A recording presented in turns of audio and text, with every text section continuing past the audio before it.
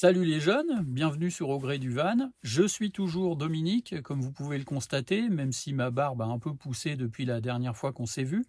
Alors la vidéo que je vous propose aujourd'hui est un peu originale dans le sens où c'est un sujet que je croyais largement abordé sur YouTube et je me rends compte que c'est absolument pas le cas. C'est une thématique qui émane en fait d'un certain nombre de questions qui nous ont été posées notamment sur notre compte Instagram. J'en profite pour vous signaler l'existence de ce compte Instagram, donc Au Gré du Van. Donc ce sujet, c'est est-ce que le camping-car est vraiment adapté et compatible avec ma situation personnelle?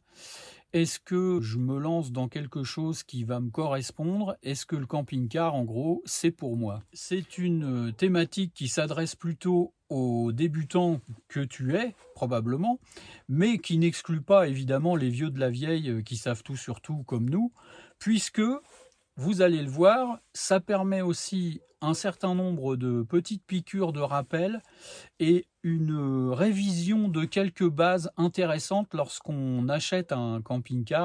N'hésitez pas à commenter et à faire part de vos propres expériences et de vos propres idées sur la question. Je vais vous donner aussi quelques petites astuces pour éviter de vous faire pigeonner par le premier commercial venu. Et c'est dans ce sens que les vieux de la vieille peuvent aussi tirer profit de tout ce que je vais dire.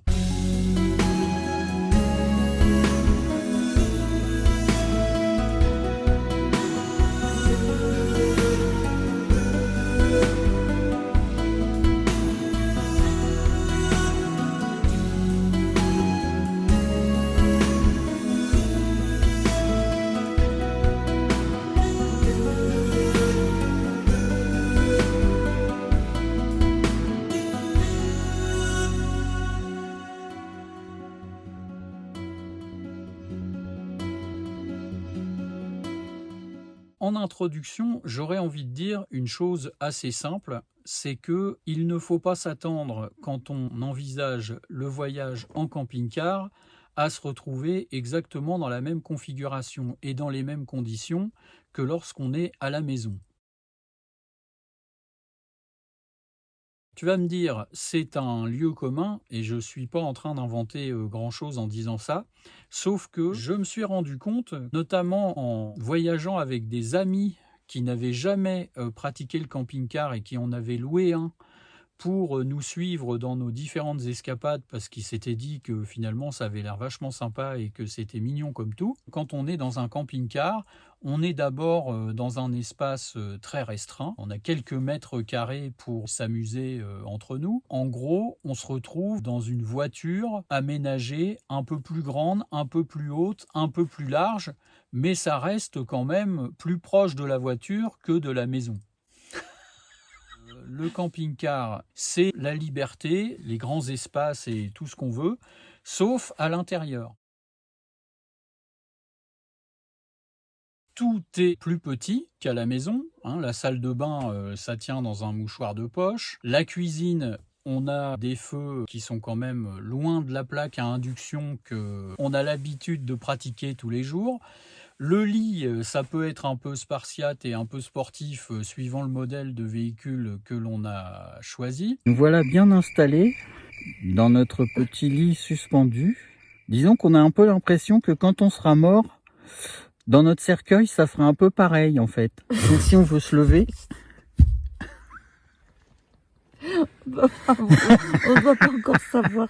Il y a des choses qu'on ne doit pas savoir. Mais... Non, mais c'est-à-dire que si tu veux, c'est comme tout, il y a un sens aux choses. Ou au lit. Parce que... Et je pense, soit tu as la tête qui touche au plafond et tu es assez droit pour repartir, pour redescendre. Soit tu te mets la tête à l'envers, du côté où il y a plus de hauteur, mais tu es obligé de te contorsionner en 50 positions différentes pour faire demi-tour sur toi-même dans le lit et pour redescendre, ce qui est quand même assez compliqué. Et puis après, il y a aussi une question de réflexion. C'est-à-dire que moi, j'ai pris un oreiller king size. Et moi, j'ai pris un oreiller beaucoup plus fin. Voilà. Ce qui fait la différence quand on a le nez qui touche. Bon, alors j'ai un nez qui est assez long, hein. Mais il n'y a pas beaucoup d'espace quand même. C'est-à-dire, heureusement que t'as pas mon oreiller, sinon tu pourrais pas tourner la tête. Il y a surtout une question centrale qu'il faut aborder quand on envisage de partir en camping-car, c'est celle de la promiscuité. On se retrouve enfermé et confiné dans en gros 3 ou 4 mètres carrés, généralement à une période où on a envie d'être peinard parce que ce sont les vacances et on n'a pas nécessairement besoin d'être contraint, ni d'être obligé, ni d'être limité dans un certain nombre de projets qu'on peut avoir au quotidien. Est-ce que vous êtes capable, pendant un mois, voire moins, 15 jours, ça peut être long quand on ne supporte pas, est-ce que vous êtes capable de vivre en permanence avec votre bien-aimé et peut-être aussi avec vos enfants et votre chien dans aussi peu de place, alors que vous avez l'habitude d'avoir quand même votre petit confort luxueux à la maison? Quand on se retrouve, notamment les jours de pluie, confinés dans un si petit espace, il y a un certain nombre de règles qu'on est obligé d'instaurer, parce que sinon ça devient de la folie et on finit par s'entretuer, on va dire. Enfin, le terme est un peu fort, évidemment, vous l'avez compris.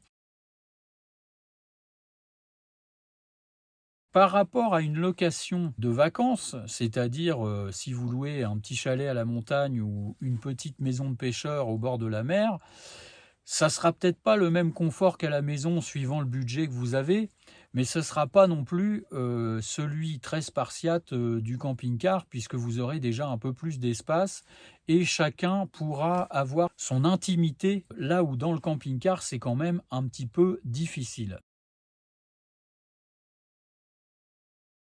C'est quelque chose que je dis toujours aux gens qui envisagent de se lancer dans l'aventure camping-car à un moment donné. Faites le test. Il n'y a rien de plus parlant que de s'immerger dans la vie du camping-cariste pendant même ne serait-ce qu'un week-end. Déjà un week-end, ça donne une bonne idée de ce à quoi on va s'exposer. Il existe quand même beaucoup de moyens aujourd'hui de louer des véhicules, quelle que soit leur taille, quelle que soit leur forme. Entre le van aménagé et puis l'intégral, on n'est pas dans la même philosophie. Le mot est approprié, je pense. Louer un véhicule, si possible, le plus proche de ce que vous envisagez d'acheter pour vous et essayez, voyez au quotidien si ça correspond à votre karma.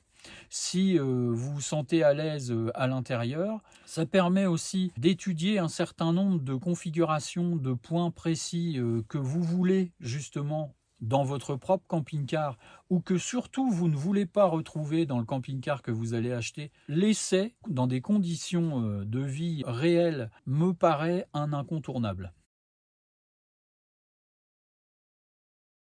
Alors si je reprends l'exemple de nos amis en question qui avaient voulu nous suivre dans nos escapades de camping-caristes, eh bien ils se sont vite rendus compte que c'était un mode de vacances qui ne leur correspondait absolument pas. Un camping-car, ça s'entretient au quotidien. Alors quand je dis s'entretenir, ça ne veut pas dire briquer l'intérieur et puis faire le ménage tous les jours et passer le véhicule au Karcher pour qu'il soit beau et agréable à regarder. Ça veut dire qu'il y a un certain nombre de tâches que vous devez prévoir, alors peut-être pas quotidiennes, mais au moins tous les 2 jours ou 3 jours. Et ça peut être, en tout cas ça a été le cas des amis dont je parlais, je ne vais peut-être pas dire rédhibitoire, mais au moins contradictoire avec l'idée qu'on peut se faire de la liberté qu'on a en camping-car. Alors, il faut vider les toilettes. Et là, je te laisse visionner le petit épisode burlesque que j'ai fait à cette occasion.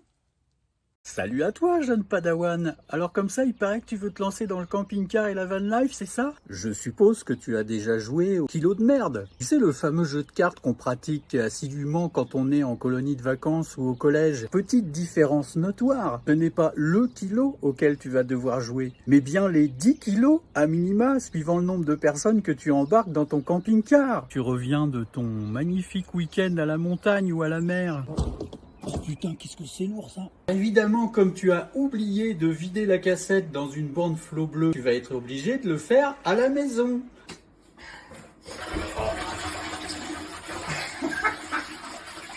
cerise sur le gâteau, comme tu avais oublié de mettre le fameux produit désodorisant dans la cassette, tu en as pour 4 jours à évacuer l'odeur dans la maison. Bienvenue dans le monde de la van life et du camping-car. À bientôt.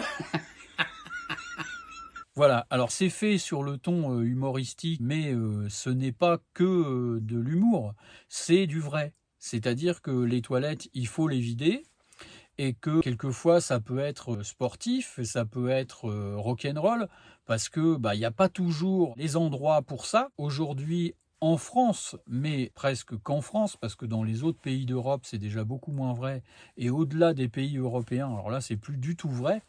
Les aires de stationnement de camping-car, ça existe, mais d'abord, ce n'est pas toujours fonctionnel. Quelquefois, on se heurte à des fins de non-recevoir et on se retrouve avec sa cassette de toilette à la main et on ne sait pas où aller vider ce qu'il y a dedans. Il y a aussi tout ce qui concerne l'eau.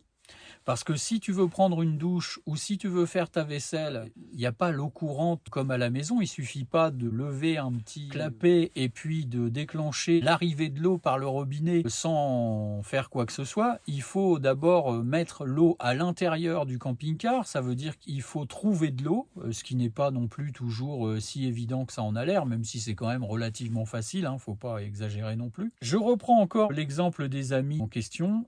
Au bout de 2 ou 3 jours, ils ont commencé à se dire que le camping-car, c'était vachement sympa, c'était vachement bien, mais c'était quand même très chiant et très contraignant. Il faut se doucher dans quelques centimètres carrés, en essayant de ne pas utiliser trop d'eau, parce que plus on utilise d'eau et plus on va devoir en remplir le camping-car de nouveau. Donc on essaie de tout économiser de façon à s'éviter un maximum de corvées. Je ne sais pas si le terme de corvée est bien adapté. Malgré tout, je vais quand même le garder, parce qu'à l'époque où on se situe aujourd'hui, où effectivement on appuie sur un bouton et on a la lumière, on lève le robinet et on a de l'eau, on tire la chasse et le popo est parti et on ne se pose pas de questions. En camping-car, on n'est quand même pas tout à fait sur la même dimension.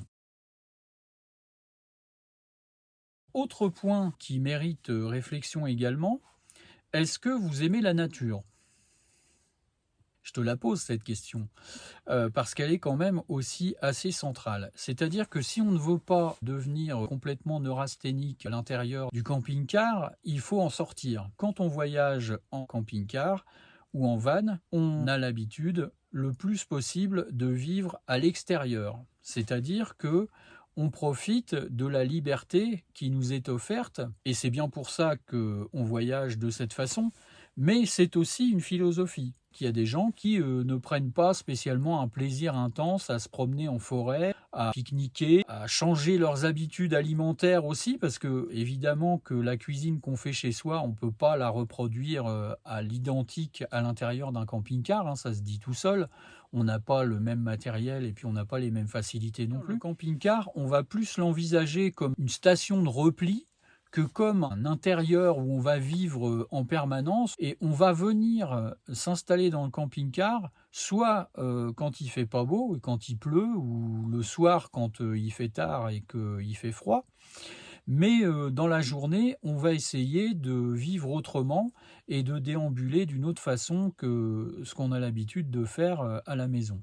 Alors, nous, personnellement, c'est quelque chose qui nous va parfaitement, parce qu'on est des amoureux de la nature et on aime marcher, on aime respirer l'air pur, on aime profiter du vent dans les voiles. Donc rien que ça, pour moi, ça justifie l'investissement. Alors vous allez me dire, c'est cher payé, parce qu'on pourrait aussi le faire en bivouac, en tente et compagnie. Bon, quand on commence à avoir un certain âge, même si on n'est pas non plus complètement grabataire, ça va peut-être pas tarder, mais pour l'instant c'est pas encore le cas. C'est vrai que dormir à même le sol,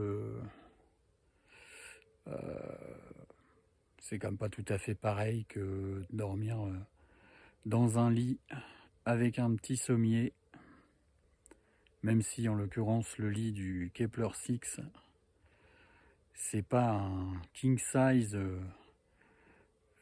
comme on en trouve dans les motels des États-Unis, on est bien d'accord, mais ça suffit pour ce qui nous concerne en tout cas, et ça permet de voir tout ça. magique. Le camping-car, c'est un autre folklore.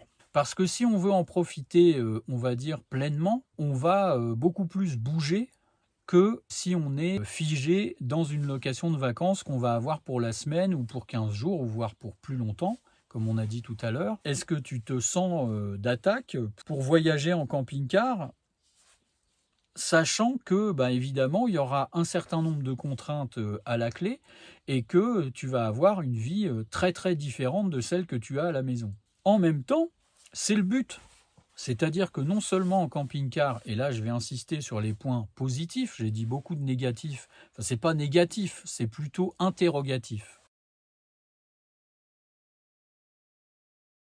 Le positif, effectivement, dans tout ça, c'est justement l'idée de faire différemment d'habitude, de rompre le train-train quotidien, l'idée de changer de lieu tous les jours. On peut découvrir, en plus gratuitement la plupart du temps, tout le temps pour ce qui nous concerne, puisqu'on ne va jamais dans les campings. Est-ce que dans ton idéal, les vacances, c'est justement trouver d'autres espaces de liberté et d'autres modes de fonctionnement particulièrement magiques, alors notamment j'ai envie de dire pour les enfants, parce que généralement les enfants aiment beaucoup le camping-car, parce que c'est vraiment quelque chose, quand je dis magique, je pense que c'est un peu ça.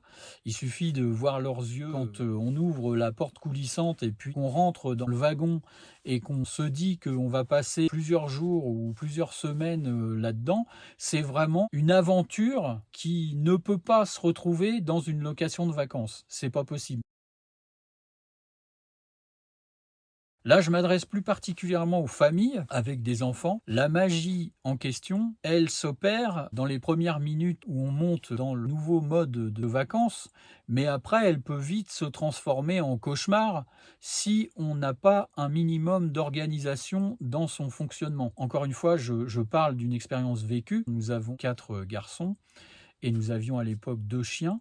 Et du coup, il fallait quand même une certaine organisation et une intendance assez réfléchie pour pouvoir tenir la distance et profiter pleinement des vacances. Parce que il ne faut pas que le véhicule en question se transforme en quelque chose de diabolique qui devient, alors là c'est même plus une contrainte, c'est un retour direct à la maison parce que personne ne respecte personne, personne ne supporte personne, etc.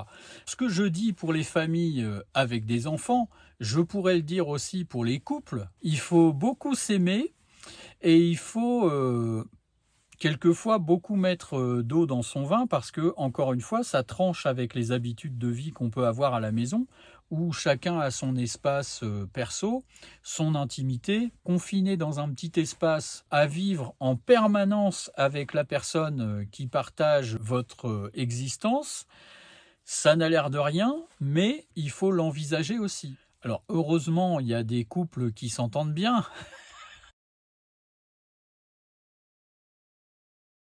Autre sujet et non des moindres, la conduite du camping-car. Alors, beaucoup d'entre vous se posent la question de savoir comment ils vont gérer ces histoires-là, sachant que tout le monde sait conduire une voiture, mais quand on se retrouve dans un fourgon aménagé ou dans un camping-car plus grand, un profilé ou voire un intégral, alors là évidemment on est dans les grandes dimensions, la donne est quand même un peu différente.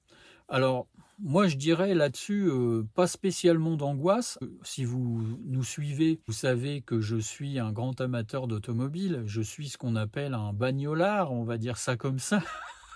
Donc la conduite ne me fait pas spécialement peur et ne m'a jamais empêché d'aller dans des endroits même un peu tordus, sur des toutes petites routes. Bon, nous habitons à la montagne, en Haute-Savoie, et donc on fait évidemment beaucoup de choses en montagne, et comme vous le savez, en montagne, les routes sont quelquefois très étroites et pas super faciles. Ça monte, ça descend, ça tourne beaucoup. Je ne vois pas de restrictions particulières pour quelqu'un qui conduit normalement, on va dire, et qui n'a pas d'appréhension à conduire. Alors, quand il s'agit de personnes un petit peu plus, on va dire, réservées sur ce plan-là, encore une fois, il faut essayer, je pense, pour se donner un petit peu les sensations qui vont bien au volant d'un engin évidemment beaucoup plus volumineux qu'une voiture. Mais au bout d'une heure, on a compris comment ça fonctionne. Et bon, je ne dirais peut-être pas la même chose parlant de camping-car d'il y a une trentaine ou une quarantaine d'années, où là, les choses sont un petit peu plus rugueuses et on est vraiment dans le domaine de l'utilitaire à proprement parler. Ce qui fait qu'à conduire, forcément, les habitudes sont pas les mêmes qu'avec une voiture, surtout si c'est une voiture d'aujourd'hui. Mais pour ce qui concerne les camping-cars actuels, c'est-à-dire ceux qui datent après les années 2000, aucun problème. Il y a une direction assistée, tout est électronique à l'intérieur. Bon, il n'y a pas vraiment de questions à se poser, si ce n'est évidemment, comme je l'ai dit, le gabarit. Forcément, il faut faire attention à certains aspects qui peuvent être effectivement un petit peu angoissants au début, et surtout bien se rappeler notamment que, évidemment, on a un véhicule qui est beaucoup plus haut que la moyenne, et quand on passe sous un pont ou si on veut aller dans un parking souterrain, là, il y a des chances qu'on se retrouve un petit peu limité. Alors, quelque chose d'important aussi dans l'utilisation des camping-cars, c'est que, compte tenu de leur gabarit, on s'interdit un certain nombre de visites et de stationnements, parce qu'en plus aujourd'hui, en 2024, les interdictions et les restrictions fleurissent un peu partout. Je pense que c'est lié notamment à l'abondance et au nombre exponentiel de camping-cars qui existent aujourd'hui sur nos routes. On le voit bien depuis le Covid, il y a eu une explosion des véhicules de loisirs pendant les périodes estivales, on en voit vraiment partout. Donc il y a forcément à la clé un certain nombre de barrières qui se posent. Si vous aimez les villes, c'est pas forcément l'idéal pour déambuler dans les grandes capitales, etc. Aujourd'hui, il y a d'autres restrictions qui existent. Ce sont les normes anti-pollution qui vont interdire ou qui interdisent déjà l'accès aux grandes villes pour les véhicules qui sont en catégorie 2 ou 3 en termes d'émissions de CO2. Alors je polémique pas là-dessus, j'ai pas envie de rentrer dans le débat, est-ce que c'est bien, est-ce que c'est pas bien, est-ce que c'est normal ou est-ce que c'est pas normal. C'est pas le sujet, de toute façon, la législation est ce qu'elle est aujourd'hui. Le camping-car, c'est quand même plutôt un véhicule qui est fait pour profiter justement de la nature et du grand air, que pour aller visiter des grandes villes et des musées. Sur l'accès aux grandes villes, il y a évidemment des moyens de contourner ça, emmener des vélos, ils peuvent même être électriques, ce qui évite de fournir de très gros efforts pour arriver à ses fins. Si vous voulez aller visiter Rome, par exemple, en camping-car, ça va quand même être un peu chaud et vous allez être obligé de vous garer en périphérie éloignée du centre de la ville pour pouvoir en profiter. Il faudra envisager les transports en commun, de débourser un peu d'argent parce que vous n'aurez pas accès directement aux principaux lieux ludiques comme si vous étiez en voiture. Il y a quand même aussi à ce niveau-là un certain nombre de limitations vis-à-vis desquelles on n'a pas vraiment de contournement possible. Alors des questions qui nous ont été posées aussi concernant l'utilisation du camping-car en toute saison. Parce qu'il y a des gens qui aiment partir en été, mais il y a aussi des gens qui aiment partir en hiver ou qui aiment partir toute l'année. Bien sûr qu'un camping-car c'est utilisable en hiver puisque tous les camping-cars actuels sont équipés de chauffage plutôt efficace. Même quand il neige, ça pose absolument aucun problème. Alors encore une fois, il faut anticiper les choses. Je vous invite à visionner ce petit extrait très intéressant. Ça nous est arrivé pas plus tard qu'il y a quelques semaines. Et on a beau être des camping-caristes de longue date et être tout à fait rompus à tout un tas de choses, on s'est retrouvés comme des cons en panne de gaz en pleine nuit, en plein hiver. On en reparle après. C'est un peu comme dans un frigo, c'est ça que tu disais? Oui. Ça pourrait y ressembler, oui, un petit peu. Il manque 400 degrés, puis on est à température de conservation. C'est bon. Voilà. Ne te plains pas, on n'est pas encore en mode congélation. Donc voilà, je pense qu'on va quand même survivre. L'interrogation, c'est que ça nous arrive, ce que je me demande toujours, c'est pourquoi ça nous arrive la nuit quand ça nous arrive, et pas en journée, parce que ce serait quand même plus pratique pour changer les bouteilles. C'est sûr que là, la nuit, ça va être plus difficile. Mais c'est souvent la nuit, ça s'arrête quand même. Ah ouais, tant qu'à faire.